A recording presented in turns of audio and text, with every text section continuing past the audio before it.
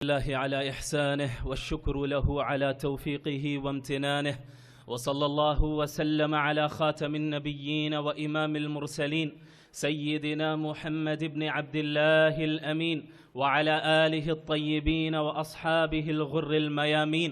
ما اتصلت عين بنظر ووعت أذن بخبر وسلم تسليما كثيرا كثيرا. أما بعد، فأعوذ بالله من الشيطان الرجيم. بسم الله الرحمن الرحيم. يا أيها المدثر قم فأنذر وربك فكبر وثيابك فطهر والرجز فاهجر ولا تمنن تستكثر ولربك فاصبر. صدق الله العظيم. حضرت آدم علیہ الصلاۃ والسلام کی تخلیق سے لے کر آج تک پوری کائنات میں دو طاقتوں کے درمیان کشمکش جاری ہے.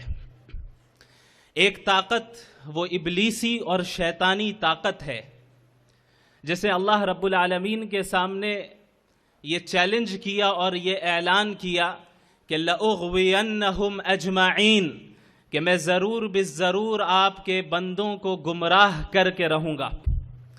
اور دوسری طرف جو دوسری طاقت ہے وہ رحمانی طاقت ہے.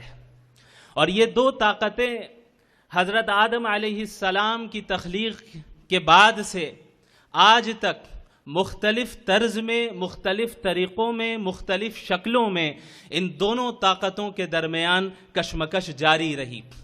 اللہ رب العالمین نے فرمایا ان عبادی لیس لک علیہم سلطان الا من اتبعک من الغاوین وان جہنم لموعدہم اجمعین. جب شیطان نے یہ اعلان کیا کہ میں آپ کے بندوں کو گمراہ کروں گا تو اللہ رب العالمین نے بھی اس بات کا اعلان کر دیا کہ تمہارا کنٹرول میرے نیک بندوں پر نہیں ہو سکتا. میرے جو نیک بندے ہوں گے وہ میری اطاعت کریں گے، دین کے مطابق کام کریں گے اور شیطانی چالوں سے محفوظ رہیں گے. اگر تمہاری کوئی اتباع کرے گا تو وہ ہوگا جو خود گمراہ ہوگا اور اس کا ٹھکانہ تمہارے ساتھ جہنم ہے. شیطان نے اور شیطانی طاقتوں کے ایجنٹوں نے ہر زمانے میں نئے نئے فتنوں کو برپا کیا، جن فتنوں کے ذریعے انسانوں کو عقیدہ توحید سے پھیرنے کی کوشش کی گئی. انسانوں کو بت پرستی میں مبتلا کیا گیا، شرک میں مبتلا کیا گیا، توہم پرستی میں مبتلا کیا گیا، یہاں تک کہ انسانوں کو انسانیت پرستی میں مبتلا کیا گیا. اسی کے ساتھ ساتھ اللہ رب العالمین نے ہر زمانے میں ان فتنوں کا مقابلہ کرنے کے لیے رجال اللہ کو تیار کیا اور انبیاء علیہم الصلاۃ والسلام کی شکل میں اپنے بندوں کو مبعوث فرمایا. اور ان انبیاء علیہم الصلاۃ والسلام کے ساتھ ایسے افراد کو کھڑا کیا جنہوں نے مل کر باطل کا مقابلہ کیا اور باوجود اسباب کی قلت کے، باوجود تعداد کی قلت کے، باوجود سخت ترین آزمائشوں کے وہ عقیدہ توحید پر قائم رہے، اللہ کے دین پر قائم رہے، اللہ کے دین کی اطاعت کرنے والے رہے، اللہ اور انبیاء علیہم الصلاۃ والسلام کی فرما برداری کرنے والے رہے. ان کا نتیجہ کیا نکلا؟ ان کا نتیجہ یہ نکلا کہ اللہ نے انہیں اس دنیا میں بھی سرفراز کیا اور آخرت کی نعمتیں تو انہی کے لیے تیار کی گئی تھی. اگر آپ محمد الرسول اللہ صلی اللہ علیہ وسلم سے پہلے کی قوموں کو دیکھیں، اس امت مسلمہ سے پہلے کی قوموں کو دیکھیں، محمد الرسول اللہ صلی اللہ علیہ وسلم کی بعثت سے پہلے جو انبیاء علیہم الصلاۃ والسلام مبعوث ہوئے ان کی قوموں کو دیکھیں، ان کے ماننے والوں کو دیکھیں، اس زمانے کے موحدین کو دیکھیں، مومنین کو دیکھیں، مسلمین کو دیکھیں، تو آپ یہ پائیں گے کہ انہوں نے اس دین کی اطاعت کے لیے اور اس دین کی اشاعت کے لیے ہر طرح کی قربانی دی اور ہر طرح کے چیلنجز کا اپنی استطاعت کے بقدر مقابلہ کیا.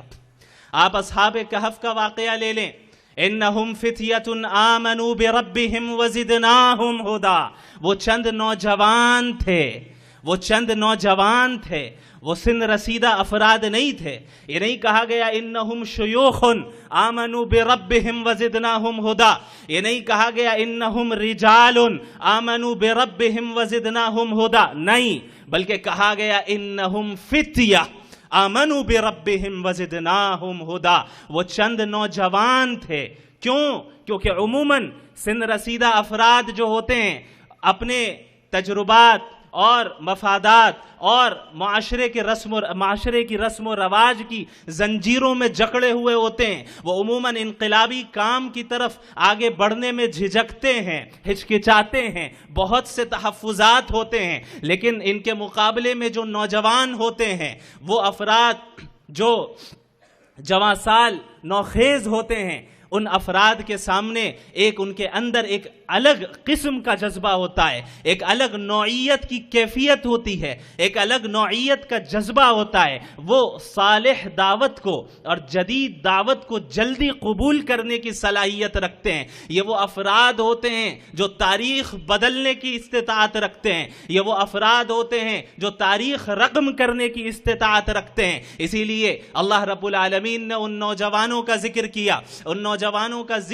اور انہیں قرآن کریم میں ذکر کر کے لافانی بنا دیا. اللہ نے فرمایا کہ انہم فتیۃ آمنوا بربہم وزدناہم ہدا.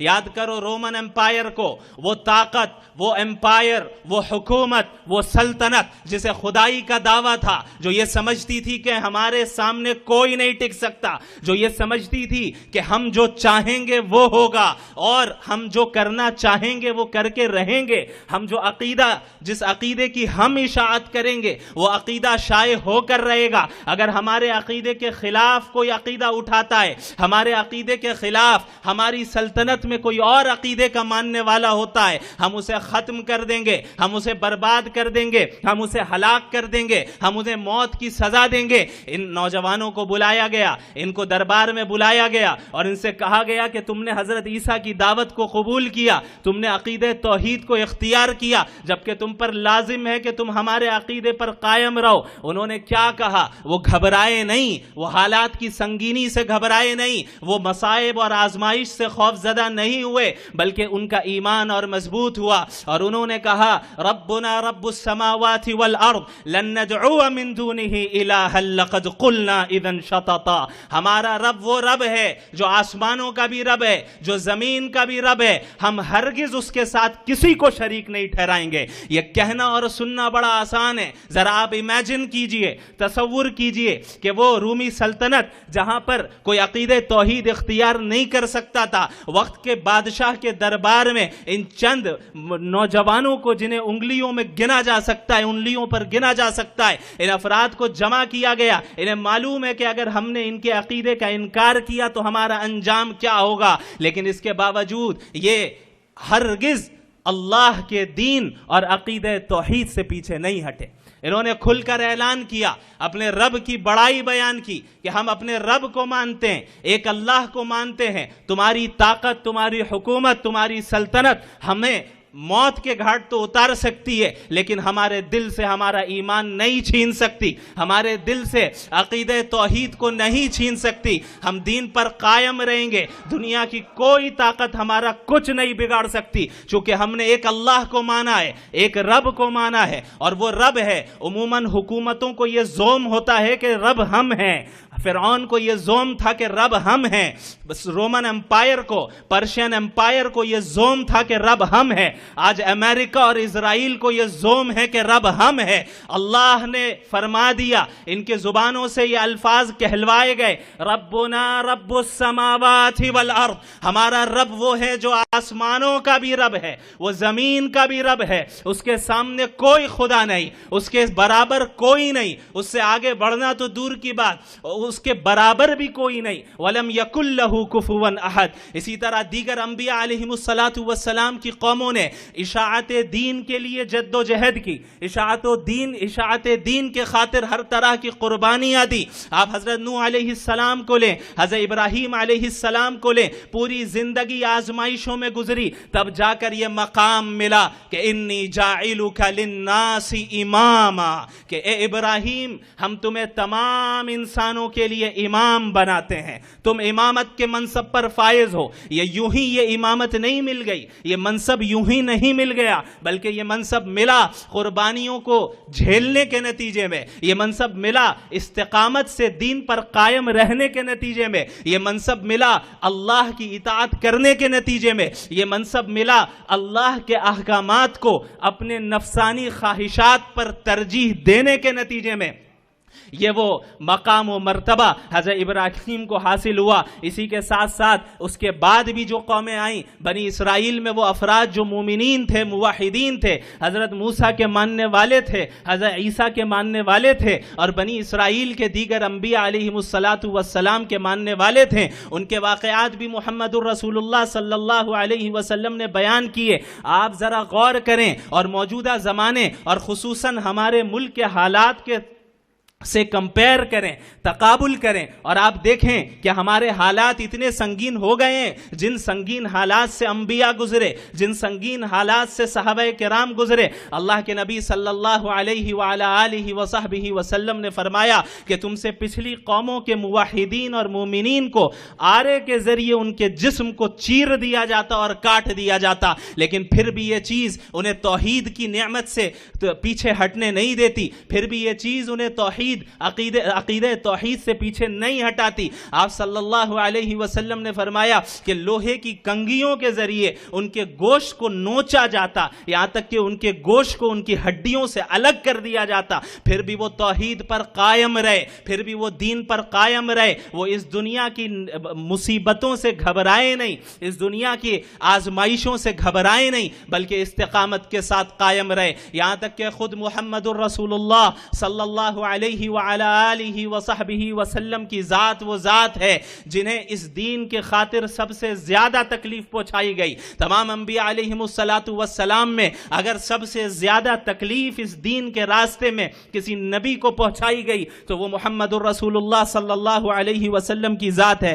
آپ صلی اللہ علیہ وسلم نے مختلف آزمائشوں کو جھیلا۔ کیا آپ لوگوں نے رسول اللہ صلی اللہ علیہ وسلم کی سیرت کو نہیں پڑھا؟ کیا آپ نے ان کی مکی زندگی کا مطالعہ نہیں کیا کہ کس طریقے سے آپ صلی اللہ علیہ وسلم کو جسمانی تکلیف بھی پہنچائی گئی اور آپ صلی اللہ علیہ وسلم کو ذہنی تکلیف بھی پہنچائی گئی، اور ان تکلیفوں کو پہنچانے کا بنیادی مقصد یہ تھا کہ آپ شرک والے بن جائیں، آپ طاغوتی بن جائیں، آپ ایمان سے پھر جائیں، آپ عقیدہ توحید کی دعوت دینا چھوڑ دیں، آپ اس توحید کی دعوت نہ دیں جس توحید کی دعوت کو دے کر اگر لوگوں نے اس دعوت کو قبول کر لیا تو ہماری دکانیں بند ہو جائیں گی، ہماری حکومتیں خطرے میں پڑ جائیں گی۔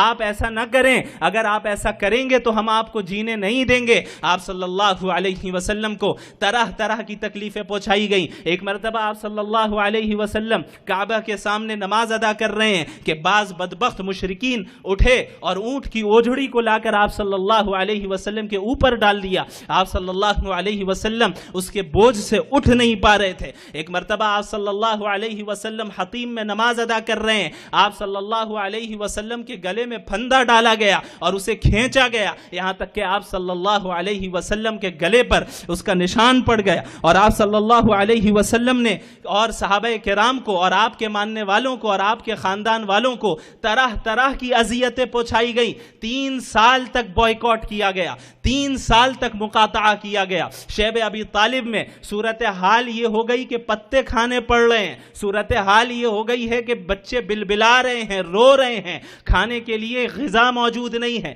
پینے کے لیے پانی موجود نہیں ہے۔ اس طرح کی صورتحال مسلمانوں کے ساتھ قائم کی گئی۔ اس طرح کی صورتحال کا سامنا خود اس نبی کو کرنا پڑا جس نبی کو اللہ رب العالمین کے نزدیک جو مقام انہیں حاصل ہے وہ ہم اچھے طریقے سے جانتے ہیں۔ اس کے علاوہ کس طریقے سے آپ صلی اللہ علیہ وسلم کو طائف کی وادیوں میں لہو لہان کیا گیا۔ آپ صلی اللہ علیہ وسلم اس امید کے ساتھ طائف گئے کہ اتنے سالوں سے میں مکہ المکرمہ میں دعوت دے رہا ہوں، اتنے سالوں سے میں توحید کی دعوت دے رہا ہوں، یہ لوگ نہیں مان رہے ہیں، میں تو ان کی خیر خواہی کر رہا ہوں، میں ان کی خیر خواہی کے خاطر انہیں دین کی دعوت دے رہا ہوں۔ میں دین کی دعوت اس لیے نہیں دے رہا کہ مجھے کوئی اجر ملے گا، دنیاوی اجر ملے گا، اس لیے نہیں دے رہا کہ مجھے کوئی دنیاوی مال ملے گا یا کوئی دنیاوی غرض ہے، بلکہ اس لیے دے رہا ہوں کہ یہ جہنم سے بچ جائیں، یہ جہنم کی آگ سے بچ جائیں۔ لیکن یہ ہماری دعوت قبول نہیں کر رہے ہیں، شاید طائف والے قبول کر لیں، شاید طائف والوں کے قبول کر لینے سے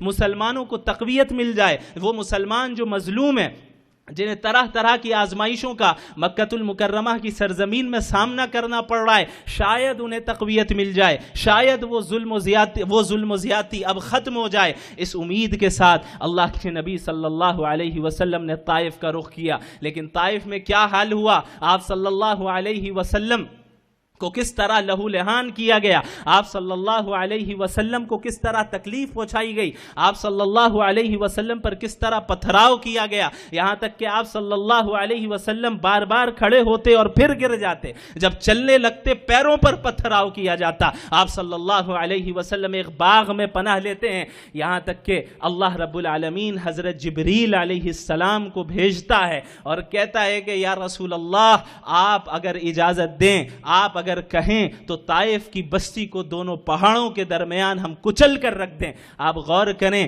نبی رحمت کیا فرماتے ہیں۔ آپ صلی اللہ علیہ وسلم نے فرمایا کہ نہیں، مجھے امید ہے کہ ان کی نسل سے عقیدہ توحید کے علم بردار جو ہوں گے وہ پیدا ہوں گے۔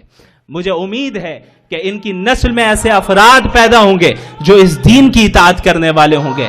یہ وہ جذبہ داعیانہ جذبہ ہے، یہ وہ صفت ہے جو داعیانہ صفت ہے۔ ایک داعی مخالف نہیں ہوتا، ایک داعی مشرکین کے معاملے میں اس نوعیت سے اور اس ناحیے سے ہمدرد ہوتا ہے کہ ہم کیسے انہیں شرک سے بچا لیں، ہم کیسے انہیں شرک سے بچا لیں، ہم کیسے انہیں جہنم کی آگ سے بچا لیں۔ ایک داعی وہ داروغہ بنا کر نہیں بھیجا جاتا، ایک داعی رحم کا معاملہ کرتا ہے۔ اور یاد رکھیں یہ جو آیت میں نے آپ کے سامنے پڑھی، یا ایھا المدثر قم فانذر، اے لحاف میں لپٹنے والے کھڑے ہو جائیں اور اللہ کے عذاب سے لوگوں کو ڈرائیں۔ یہاں ڈرانے کے لیے انذار کا لفظ استعمال کیا گیا، جبکہ عربی زبان میں ڈرانے کے لیے مختلف الفاظ استعمال کیے جا سکتے تھے اور مختلف الفاظ اختیار کیے جاتے ہیں۔ مثلا تخویف کا لفظ استعمال کیا جا سکتا تھا، لیکن اللہ نے انذار کا لفظ استعمال کیا۔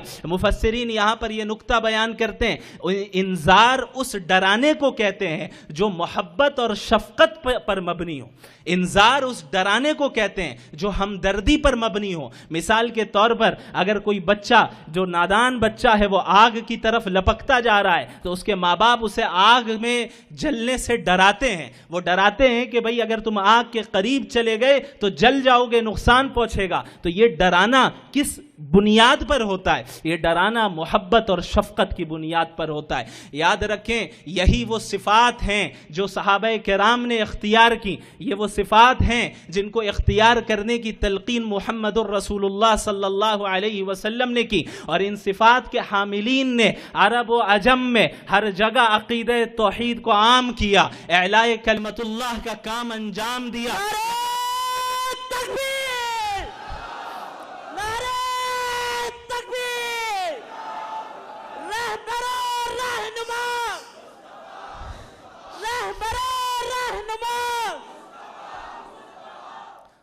یہاں تک کہ خود اس ملک میں، جس ملک میں ہم اور آپ رہتے ہیں، یہاں پر اسلام اخلاق کے ذریعے پھیلا، یہاں پر اسلام اچھے اخلاق کے ذریعے اور اچھے معاملات کے ذریعے پھیلا، اچھے کردار کے ذریعے پھیلا۔ یہاں وہ افراد آئے جو ان صفات کے حاملین تھے، جن صفات کا ذکر قرآن کریم نے کیا، جن صفات کا ذکر محمد الرسول اللہ صلی اللہ علیہ وسلم نے کیا، جن صفات کو صحابہ کرام نے اختیار کیا۔ یہی وہ وجہ تھی جس کی بنیاد پر اللہ کے نبی صلی اللہ علیہ وسلم نے صحابہ کرام کا ایک ایسا گروہ تیار کیا اور ایک ایسا معاشرہ تیار کیا جو دین کے خاطر ہر قربانی کو دینے کے لیے تیار تھے۔ حضرت بلال رضی اللہ عنہ، ان کے ساتھ کیا معاملہ کیا گیا ہم اور آپ اچھے طریقے سے جانتے ہیں۔ کس طریقے سے چلچلاتی ہوئی دھوپ میں گرم ریت پر انہیں گھسیٹا گیا، ان پر کوڑے برسائے گئے، کس طریقے سے ان کے گلے میں رسی باندھ کر لڑکوں کے حوالے کر دی گئی، اور ان لڑکوں نے اس رسی کو کھینچ کر حضرت بلال رضی اللہ عنہ کو گھسیٹتے رہے اور مکے کی گلیوں میں انہیں گھماتے رہے، یہاں تک کہ حضرت سمیہ رضی اللہ عنہا کو بے دردی کے ساتھ شہید کیا گیا، بڑے بڑے صحابہ کرام شہید ہوئے۔ حضرت بلال سے کہا جاتا کہ کہو یہ وہی صورت تھی جو لنچنگ آج کی جاتی ہے، جس طرح مسلمانوں کے ساتھ آج اس ملک میں لنچنگ ہوتی ہے، یہ کوئی نئی چیز نہیں ہے، یہ عہد نبوی میں پیش آئی ہے، اس سے پہلے بھی پیش آئی ہے، اسوہ اسی زندگی میں ہے۔ ہم معلوم کریں کہ اس کا مقابلہ ہم کیسے کریں۔ حضرت بلال کی جب لنچنگ کی گئی انہوں نے کیا کیا؟ انہوں نے کہا احد احد، انہوں نے کہا احد احد، تکبیر، تیرا میرا رشتہ کیا، تیرا میرا رشتہ کیا، اس زندگی کی قیمت کیا، رہبر و رہنما، رہبر و رہنما۔ جس طرح آج مسلمانوں کو کہا جاتا ہے کہ کہو جے شری رام، اسی طریقے سے حضرت بلال کو کہا گیا کہ لات و عزا کی بڑائی بیان کرو، وہ عقیدہ توحید پر قائم رہے اور کہتے رہے اللہ اکبر اللہ اکبر، احد احد احد، ایک اللہ ایک اللہ ایک اللہ۔ ہم تمام معبودان باطلہ کا انکار کرتے ہیں۔ رہبر و رہنما، تیرا میرا رشتہ کیا، کفر کی مصیبت کیا، ہم سب کی ہے شریعت کیا، کائنات کا مذہب کیا، اس دل کی حسرت کیا، تیری میری نسبت کیا۔ فمن يكفر بالطاغوت ويؤمن بالله فقد استمسك بالعروة الوثقى لا انفصام لها والله سميع عليم۔ اللہ نے یہ اعلان کر دیا محمد الرسول اللہ صلی اللہ علیہ وسلم کے ذریعے، صحابہ کرام کے دل و دماغ میں یہ بات راسخ ہو گئی کہ ہم طاغوت کے کافر ہیں اور ہم ایک اللہ کے مومن ہیں، ہم دین اسلام کے ماننے والے ہیں اور ہر طاغوت کا انکار کرتے ہیں، ہر طاغوتی نظام کا انکار کرتے ہیں، ہم اس نظام کے قائل ہیں جو محمد الرسول اللہ صلی اللہ علیہ وسلم نے پیش کیا ہے۔ اللہ کے نبی صلی اللہ علیہ وسلم پر یہ آیت نازل ہوئی اور یہ ذمہ داری تمام امت مسلمہ کو دی گئی کہ کنتم خیر امت نخرجت للناس تأمرون بالمعروف وتنہون عن المنکر وتؤمنون باللہ، کہ تم وہ قوم ہو، وہ امت ہو جو سب سے بہترین امت ہو، سب سے اعلیٰ و افضل امت ہو۔ کیوں ہو؟ تأمرون بالمعروف وتنہون عن المنکر، تم نیکیوں کا حکم دیتی ہو اور برائیوں سے روکتی ہو، وتؤمنون باللہ، اور تم وہ امت ہو جو ایک اللہ پر ایمان رکھتی ہو۔ اللہ کے نبی صلی اللہ علیہ وسلم کو اور مسلمانوں کو یہ ذمہ داری سونپی گئی کہ تمام انسانیت کو گمراہی سے نکالنا ہے، تمام انسانیت کو شرک و بت پرستی سے نکالنا ہے۔ اس دنیا میں آنے کا مقصد اللہ کی رضا حاصل کرنا ہے، اس دنیا میں آنے کا مقصد اپنی خواہشات پر عمل کرنا نہیں ہے، اس دنیا میں آنے کا مقصد دنیا کو بنانا، گھر بنگلے بنانا، گاڑی خریدنا اور اپنے بینک بیلنس کو بڑھاتے رہنا، یہ مقصد اصلی نہیں ہے۔ جائز طریقے سے اللہ دے دے تو نور علی نور، لیکن اگر اللہ نے ان چیزوں سے محروم رکھا ہے تو اسے حقیقی محرومی نہیں سمجھنا ہے، چونکہ حقیقی محرومی تو وہ ہے جو ایمان سے محروم ہو جائے، حقیقی محرومی وہ ہے جو محمد الرسول اللہ صلی اللہ علیہ وسلم کی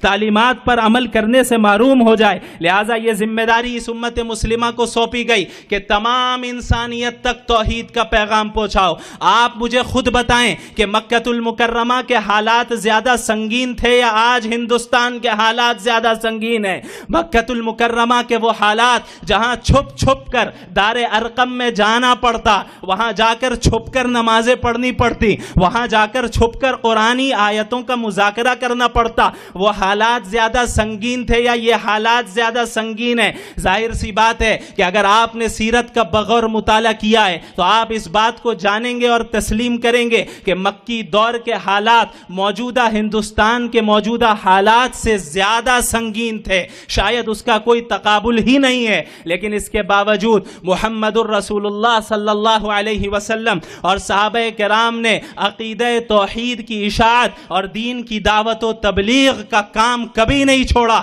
اصول دین میں کبھی کوئی کمپرومائز نہیں کیا۔ کیا بات ہے کہ آج ہمارے درمیان ایسے لوگ اٹھتے ہیں جو ایسی باتیں کرتے ہیں کہ ابھی عقیدہ توحید کی دعوت نہ دیں، حالات اچھے نہیں ہیں۔ کیا بات ہے کہ ایسے لوگ اٹھتے ہیں جو کہتے ہیں کہ بھئی اس ملک میں سیکولر لبرل بن کر رہنا پڑے گا۔ تم کھل کر کہہ دو کہ اسلام اس ملک کے لیے نہیں آیا، اگر تم یہ کہو گے تم کافر ہوگے، تم دائرہ اسلام سے نکل جاؤ گے۔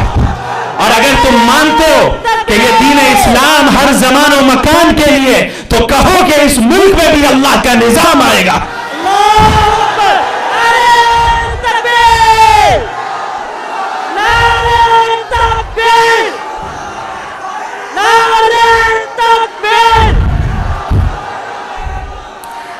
یہ ظاہر سی بات ہے کہ جب ہم حق کی دعوت دیں گے تو آزمائشیں آئیں گی۔ اگر تم یہ سمجھتے ہو کہ تم حق کی دعوت دو گے اور ناز و نعم میں پلو گے تو تم جان لو تم نبی کے منہج پر نہیں ہو۔ اللہ کے نبی صلی اللہ علیہ وسلم نے فرمایا اشد الناس بلاء الانبیاء ثم الامثل فالامثل، سب سے زیادہ آزمائش اگر کسی کو آتی ہے تو انبیاء علیہم السلام کو آتی ہے، پھر اس کے بعد دین کے اعتبار سے، اعمال صالحہ کے اعتبار سے جو ان کے قریب تر ہوتا ہے ان پر آزمائشیں آتی ہیں۔ اور یہی وجہ ہے کہ جہاں اللہ نے یہ حکم دیا کہ وَتَوَاصَوْا بِالْحَقِّ، جہاں تواسی بالحق کا حکم ہوا کہ تم لوگوں کو حق کی دعوت دو، عقیدہ توحید کی دعوت دو، یہ اعلان کرو کہ یہ زمین اللہ کی ہے، یہ کائنات اللہ کی ہے، اس کائنات کا نظام بھی اللہ کے احکامات کے مطابق چلے گا، تو ظاہر ہے ایسی تکلیفیں آئیں گی، آزمائشوں کا سامنا کرنا پڑے گا، مصیبتوں کا سامنا کرنا پڑے گا۔ اور اب جب مصیبتیں آئیں گی تو اب یہ وہ وقت ہے جہاں قربانیاں دینی ہوں گی، اسی لیے اللہ نے فرمایا وَتَوَاصَوْا بِالصَّبْرِ، اب تواسی بالصبر کا کام کرو،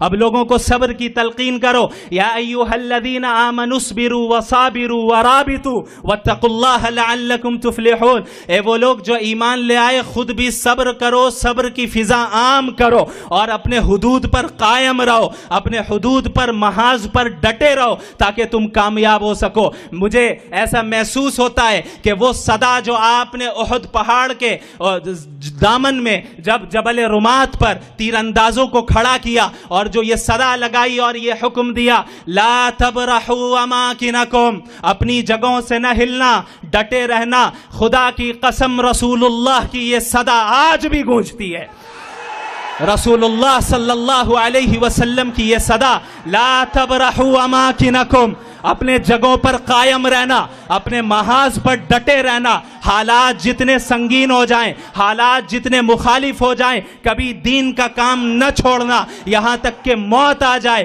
وَاعْبُدْ رَبَّكَ حَتَّى يَأْتِيَكَ الْيَقِينُ، اس وقت تک اللہ کے دین کو مانتے رہو، اس وقت تک اللہ کی عبادت کرتے رہو یہاں تک کہ تمہیں موت آ جائے۔ اور یہی اسی کو ہم دیکھتے ہیں اللہ کے نبی صلی اللہ علیہ وسلم کی سیرت میں غزوہ خندق کے موقع پر جو ایمانی کیفیت کا مظاہرہ ہوا، شاید ہی کسی اور غزوے میں اس معیار کا مظاہرہ ہوا ہو۔ غزوہ خندق کا کیا عالم ہے؟ غزوہ خندق میں عرب کے قبائل، یہود، مشرکین، قبیلہ غطفان اور دیگر قبائل مل کر سب امنڈ آئے ہیں مدینۃ المنورہ پر چڑھائی کرنے کے لیے، سب امنڈ آئے ہیں اسلام اور مسلمانوں کو ختم کرنے کے لیے۔ اسباب کے تحت ایسا معلوم ہو رہا تھا کہ اب چند گھنٹے باقی ہیں اور اسلام کو ختم کر دیا جائے گا، مسلمان ختم ہو جائیں گے۔ بعض صحابہ کرام کی یہ صورتحال تھی جس کا ذکر اللہ نے قرآن کریم میں کیا وَبَلَغَتِ الْقُلُوبُ الْحَنَاجِرَ وَتَظُنُّونَ بِاللَّهِ الظُّنُونَ هُنَالِكَ ابْتُلِيَ الْمُؤْمِنُونَ وَزُلْزِلُوا زِلْزَالًا شَدِيدًا، کہ خوف کے مارے کلیجے منہ کو آ گئے تھے اور ایسا محسوس ہو رہا تھا کہ اب سب ختم ہو جائے گا۔ یہ وہ وقت تھا جہاں مومنین کی سخت آزمائش ہوئی، یہ وہ وقت تھا جہاں مومنین کو ہلا کر رکھ دیا گیا. کیا اس موقع پر صحابہ نے اور رسول اللہ نے یہ کہا کہ حکمت اور مصلحت کا تقاضا یہ ہے کہ اصول دین میں مداہنت کی جائے؟ حکمت اور مصلحت کا تقاضا یہ ہے کہ ابھی سمجھوتا کر لیا جائے؟ نہیں. محمد الرسول اللہ صلی اللہ علیہ وسلم اس سخت ترین حالات میں بھی کیا فرما رہے ہیں؟ خدا کی قسم شام فتح ہوگا، خدا کی قسم فارس فتح ہوگا.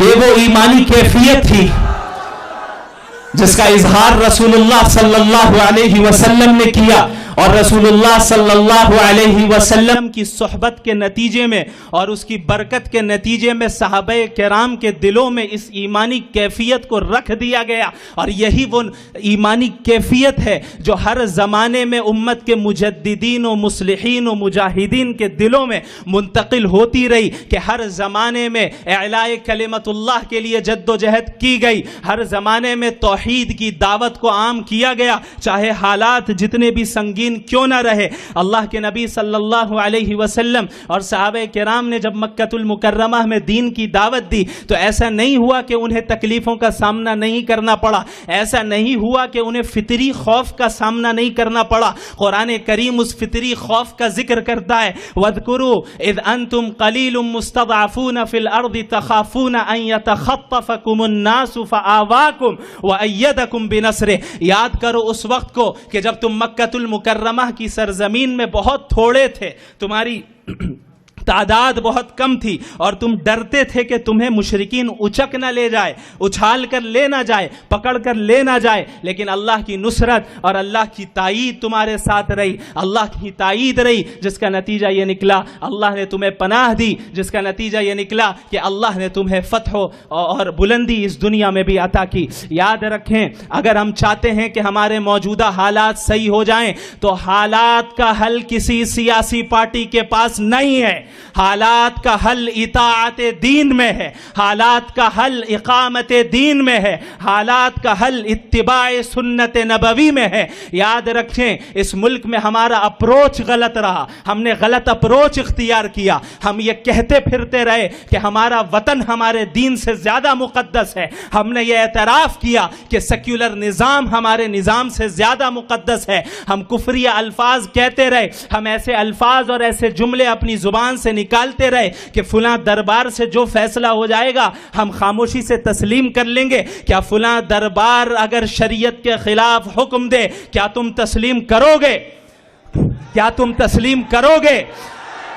یاد رکھو، وَمَا كَانَ لِمُؤْمِنٍ وَلَا مُؤْمِنَةٍ إِذَا قَضَى اللَّهُ وَرَسُولُهُ أَمْرًا أَن يَكُونَ لَهُمُ الْخِيَرَةُ مِنْ أَمْرِهِمْ. کسی بھی مومن مرد اور مومن عورت کے لیے یہ جائز نہیں ہے، یہ گنجائش نہیں ہے کہ اگر اللہ نے کسی معاملے میں کوئی فیصلہ کر دیا تو اب اللہ کو چھوڑ کر غیر اللہ کو حکم بنائیں. یہ جائز نہیں ہے کہ اللہ کو چھوڑ کر، اللہ کے فیصلے کو چھوڑ کر اپنے من پسند خواہشات پر مبنی فیصلوں پر جو ہے اعتماد کرے اور اس کی اتباع کرے. یاد رکھو اے مسلمانوں، اس وقت پوری دنیا میں جو صورتحال قائم ہے عمومی طور پر اور اس ملک میں خصوصاً جو مسلمانوں کی تنزلی کا حال ہے، جس پستی اور انحطاط میں ہم جا رہے ہیں، اس کا حل صرف اللہ کی رسی کو مضبوطی سے تھامنے میں ہے. اس کا حل اتحاد میں ہے. ہٹاؤ علاقائی عصبیت کو، دفع کرو مسلکی اور جماعتی تعصب کو، فرقہ وارانہ عصبیتوں کو ختم کرو. کلمہ توحید پہ متحد ہو. کم از کم وہ باطل جو متفق علیہ باطل ہے، تم جانتے ہو کہ وہ باطل ہر فرقے کا دشمن ہے، ہر جماعت کا دشمن ہے، ہر مسلک کا دشمن ہے. کم از کم اس کے مقابلے میں متحد تو ہو جاؤ. وَأَطِيعُوا اللَّهَ وَرَسُولَهُ وَلَا تَنَازَعُوا فَتَفْشَلُوا وَتَذْهَبَ رِيحُكُمْ وَاصْبِرُوا.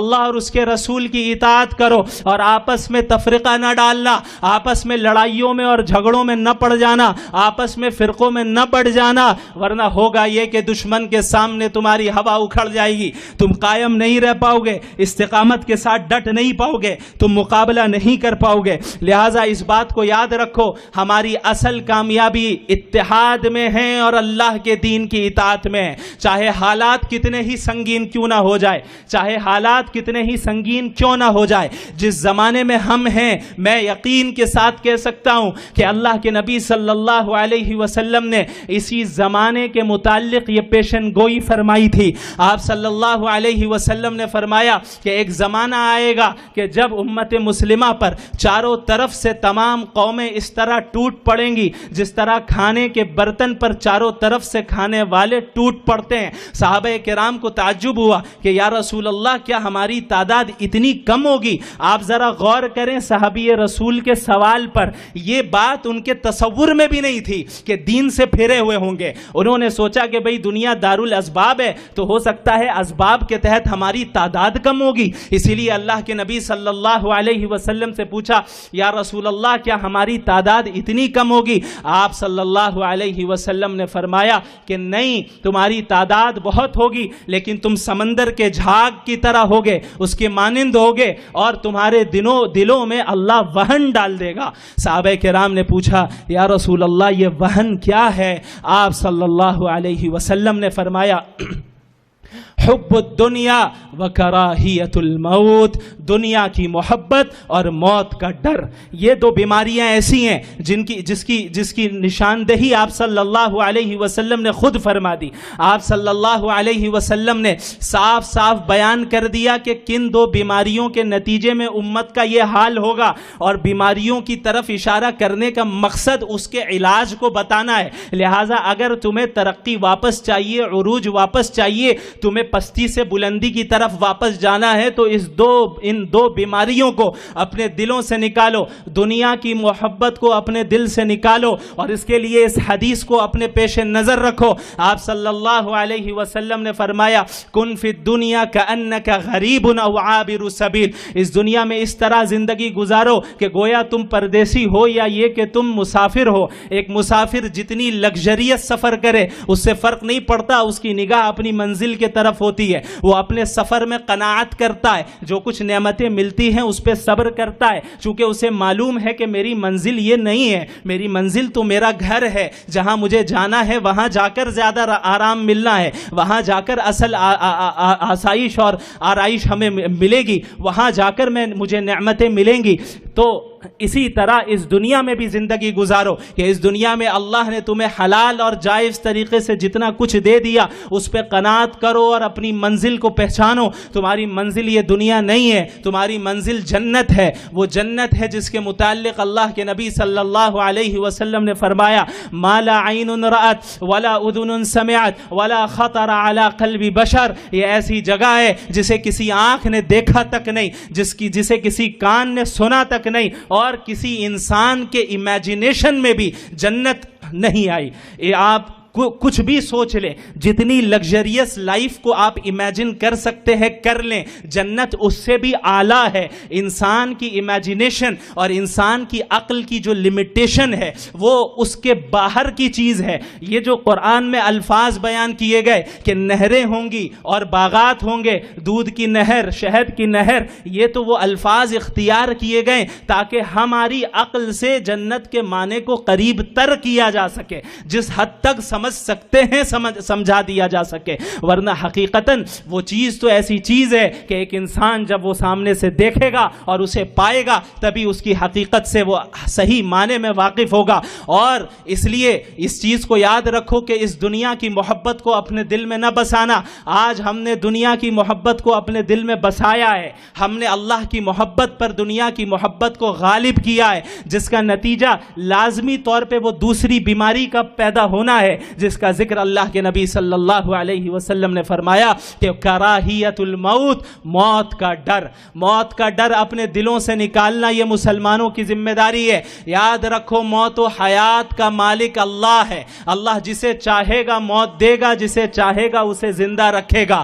کوئی کسی طاقت کے اندر کسی کے اندر اتنی استطاعت نہیں ہے کہ اللہ کی تقدیر سے ہٹ کر، اللہ کے فیصلے سے ہٹ کر کسی کو زندگی دے دے یا کسی کو موت دے دے۔ موت کا ڈر صحابہ کرام کے اندر نہیں تھا۔ حضرت خبیب کے ساتھ کیا معاملہ ہوا، کس طریقے سے انہیں جب قتل کیا جا رہا تھا، شہید کیا جا رہا تھا، کس طرح کے الفاظ انہوں نے کہے، دیگر صحابہ کرام نے کس طرح کے الفاظ کہے۔ جب غزوہ احد کے موقع پر یہ بات پھیلی اور افواہ اڑی کہ محمد الرسول اللہ صلی اللہ علیہ وسلم شہید ہو گئے، بعض صحابہ کرام سر پکڑ کر بیٹھ گئے کہ ہم رسول اللہ کی حفاظت نہ کر سکے، اللہ کے نبی اس دنیا سے رخصت ہو گئے۔ دیگر صحابہ کرام قریب سے گزرے کہ بھائی تم کیوں بیٹھے ہو؟ جس دین کے لیے رسول اللہ قربان ہوئے، جس دین کے لیے انہوں نے قربانی دی، اسی دین کے خاطر ہم بھی قربانی دیں۔ خدا کی قسم احد کی جانب سے مجھے جنت کی خوشبو آ رہی ہے۔ وہ آگے بڑھے اور شہید ہوئے۔ کس طریقے سے صحابہ کرام کے دلوں میں کسی طاقت کا، کسی حاکم کا، کسی حکومت کا، کسی سلطنت کا کوئی ڈر نہیں تھا۔ حضرت ربعی بن عامر رضی اللہ عنہ نے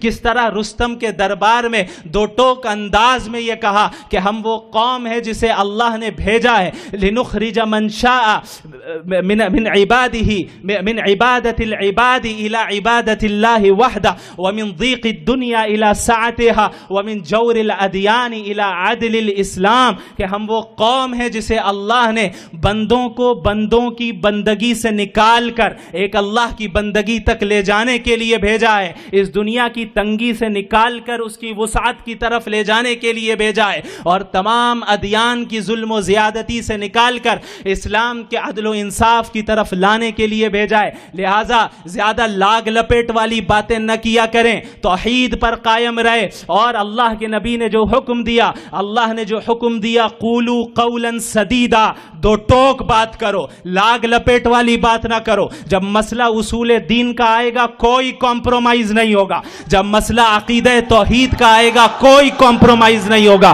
کوئی سمجھوتا اصول دین میں رسول اللہ سے ثابت نہیں ہے، کوئی سمجھوتا اصول دین میں اور عقائد، بنیادی عقائد میں صحابہ کرام اور سلف صالحین کے منہج سے ثابت نہیں ہے، چاہے اس کام کے لیے ہمیں اپنی جانیں کیوں نہ قربان کرنی پڑے۔ لہٰذا موت کا ڈر اور دنیا کی محبت نکالو، یہ ڈر نکالو کہ تمہیں کوئی مار دے گا، یہ ڈر نکالو کہ تمہیں جیلوں میں ڈال دیا جائے گا۔ تم یاد رکھو تمہارے لیے یہ دنیا قید خانہ ہے، الدنیا سجن المومن و جنت الکافر، ایک اللہ کے انکار کرنے والوں کے لیے تو جنت ہے لیکن مومنین کے لیے قید خانہ ہے۔ حقیقی زندگی آخرت کی زندگی ہے۔ لہٰذا اس مجلس سے یہ عزم کر کے اٹھیں کہ ہم کبھی اصول دین میں کوئی کمپرومائز نہیں کریں گے اور اپنے اندر داعیانہ کردار پیدا کریں گے۔ جس دعوت کے مشن کو لے کر انبیاء آگے بڑھے، جس دعوت کی مشن کو لے کر محمد الرسول اللہ صلی اللہ علیہ وسلم نے تمام تر قربانیاں دی، اور پھر جس مشن کو لے کر صحابہ پورے دنیا میں پھیلے، جس طریقے سے سلف صالحین نے اس مشن کو آگے بڑھایا، آج ہماری یہ ذمہ داری ہے کہ ہم اگلی صدی تک اس مشن کو پھیلائیں اور اگلی صدی میں ایسی نسل کو تیار کریں جو اور آگے کی صدی تک اس مشن کو پھیلائے، یہاں تک کہ اس دین کو مکمل غلبہ حاصل ہو جائے، اور خدا کی قسم یہ دین غالب آ کر رہے گا۔ اس دین کو غالب آنا یقینی ہے، اس دین کا غلبہ، اور یہ اللہ نے خود مقدر کیا ہے۔ اللہ نے فرمایا کہ اللہ نے اس دین کو بھیجا ہے لیظہرہ علی الدین کلہ، تاکہ تمام ادیان پر غالب آ جائے، دلائل کے ذریعے بھی غالب آ جائے، عملی طور پر بھی غالب آ جائے۔ اللہ رب العالمین ہم سب کو حقیقی معنی میں مومن اور مسلم ہونے کی توفیق عطا فرمائے، حقیقی معنی میں انبیاء अलैहिमुस्सलातु वस्सलाम की पैरवी करने वाला बनाए, हकीकी माने में हमारे दिलों में अपनी मोहब्बत दाखिल करे, हमारे दिलों से मौत का डर और दुनिया की मोहब्बत निकाले, और हमें दीन की इशाअत की और दीन की दावत की हमारे अंदर तौफीक दे, ताकि तमाम अक़वाम आलम तक और इस मुल्क की अक्सरियत तक हम तौहीद का पैगाम पहुँचाएँ। वो भी एक एतबार से हमारे भाई हैं, वो भी आदम की औलाद हैं, हम उनके खैर ख्वाह हैं, हम उनके दुश्मन नहीं हैं। अगर हम मुशरिकीन के दुश्मन होते तो हम कभी उन्हें तौहीद की दावत न देते। हम तो ये चाहते हैं कि वो मरें और जाए जहन्नम में। दुश्मन के ताल्लुक़ से इंसान यही चाहता है कि वो अजाब में मुब्तला हो, लेकिन दीन इस्लाम का इस बात की तलकीन करना कि मुशरिकीन तक अक़ीदे तौहीद की दावत पहुँचाई जाए, ये इस बात की दलील है कि हम हमदर्दी की बुनियाद पर ऐसा करते हैं। हम चाहते हैं कि वो भी हमारे साथ जन्नत में जाएं। ये बात उन्हें हिकमत के साथ और बसीरत के साथ समझाने की ज़रूरत है। अल्लाह रब्बुल आलमीन हम सब को कहने सुनने से ज़्यादा अमल करने की तौफ़ीक़ अता फ़रमाए। व आखिरु दावाना अनिल हम्दुलिल्लाहि रब्बिल आलमीन।